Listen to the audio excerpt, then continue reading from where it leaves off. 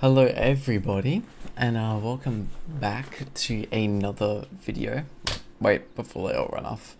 But yeah, welcome everybody back to another video. Today, this video is going to be about Coelophysis, or no, just Coelophysis. My bad. For some reason I wanted to go say Coelophysis or Compy, but no, they're similar, but no, Coelophysis is not Compsognathus. My bad. But yeah, today's video is going to be about Coelophysis. I did not get around to editing last week's video, so this week it will be last week's video, and then next week will be this week's video. So it'll be 1 week behind every now and then, but that's just because family thing. But yeah, so I should have that out for you tomorrow. So yeah, stay tuned for last week's video. It will be about Tarbosaurus, if I'm correct, if I'm remembering. But yeah, so stay tuned for that. I hope you guys enjoy it, and yeah, let's get straight into this one and stop yapping.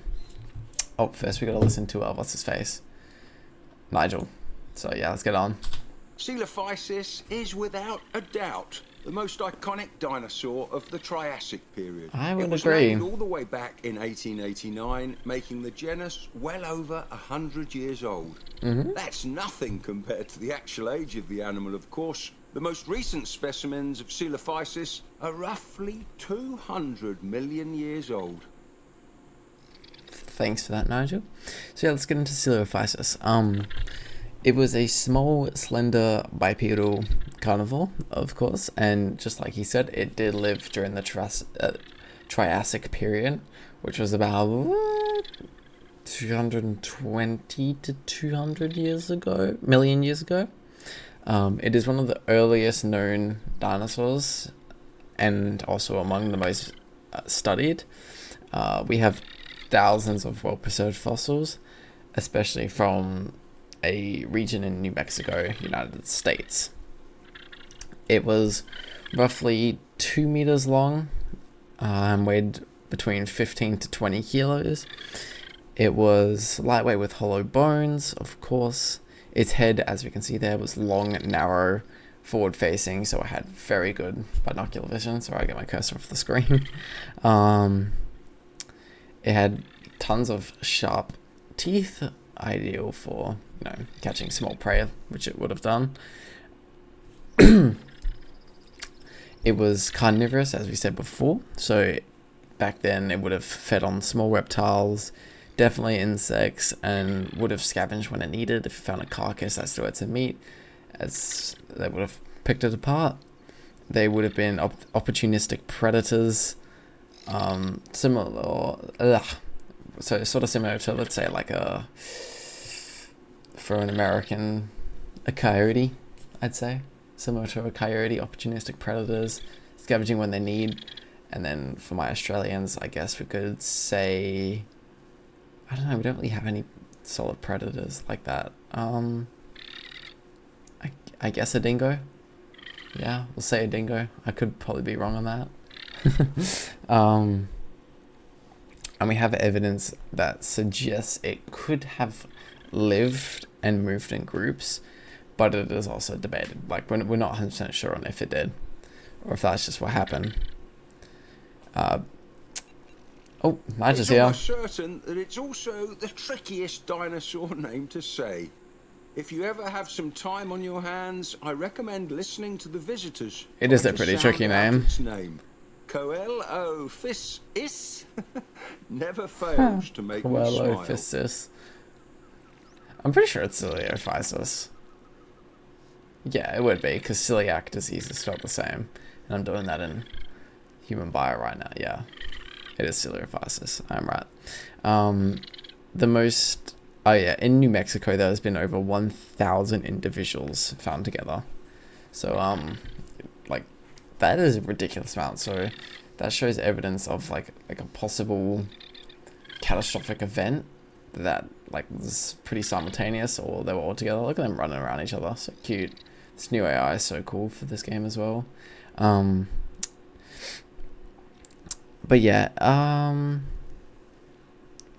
they took, let's say, rapid growth in juveniles. Ah, yes, okay.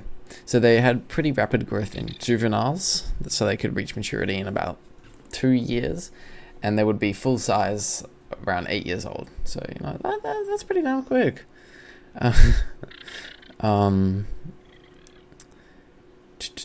Its name means hollow form. So if you wanted to know what Coelophysis mean, it means hollow form, which are, yeah. If you want, oh, look at this thing, how cute he is. It had a true furcula, which is a wishbone, which is obviously shared by modern birds today. It was once thought to be cannibalistic, but later evidence showed supposed stomach contents were from small crocodiles, not juvenile Coelophysis. Its classification, if you would like to know, let's see if I can go pronounce these. Obviously, dinosaurial, Saurasitia, I want to say, Theropoda, Neotheropoda, Coelophysidae, and Coelophysidae. Oh, Coelophysidia and Coelophysidae. There we go. And then the species is Coelophysis borii. There you go, guys. It's a very important dinosaur, as it gives us crucial understanding. Oh. Just like how many Hollywood icons have left their handprints behind in Thanks, Nigel, cutting me off as per usual. Many fossilized footprints known as grelata have been attributed to Coelophysis. It must have been quite a celebrity back in the day. Oh, well, that's good. Cheers, Nigel. But yeah, it's a crucial dinosaur for our understanding of early dinosaur evolution, especially the origins of theropods that would, turn up to be T-Rex, Carcharodontosaurus, Allosaur, Giga, all of those. So it gives us key understanding into their evolution, and obviously bird-like features with theropods as well. So yeah, it's a very, very important dinosaur, and one of the most well-known dinosaurs as well. I'd say in dinosaur community itself. When you think of small theropods like this, many people will probably think of Cumpies because of Jurassic Park. But no, Coelophysis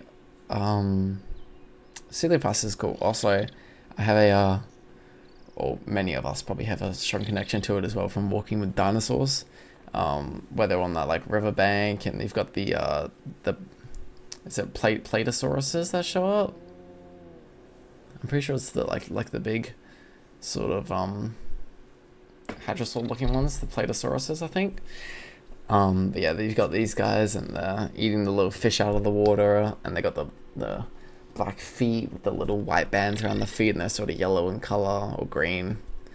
And Walking with Dinosaurs, so that's cool. Like, I remember that very vividly. I think it was the first episode of Walking with Dinosaurs, actually. Yeah, it would be the first one. So that's pretty significant for me when I think of this dinosaur. Whenever I think of Coelophysis, I always think of Walking with Dinosaurs. But yeah, I think that's going to be it for Coelophysis. But yeah, pretty much it was just a very well-known documented dinosaur, and it also gives us early insight into theropod evolution, which would then also turn out to be modern-day birds. So very important dinosaur and crucial to those scientific aspects. Also pretty cool with Walking with Dinosaurs, and a bit overshadowed by Compsognathus, even though we know more about this, I think, than Cumpies. But yeah, that should be it for today. Thank you guys for watching, and if you do enjoy, please make sure to like and subscribe. Yeah, hopefully you guys are enjoying the content so far. Obviously, as I say every single time, and you're probably bored of it by now. If you are not enjoying it, or you want something different, or you want to recommend something, please let me know. I will try my best to do it, especially with school and stuff. So I'm just holding out to the end of the year. I'll try and pump out so many videos for you guys at the end of the year. But trying to get, like I said, at least once every 2 weeks for you guys this during school, or at least once every week. And yeah, we'll just see how it goes. Well, enough about that, seeing as I always talk about that. I just find it very important that I'm able to communicate with you guys about when I'm posting and why I'm not posting or anything like that. So yeah, hopefully you're not bored. But yeah, I shall see you guys in the next video, and thank you for watching. See you later.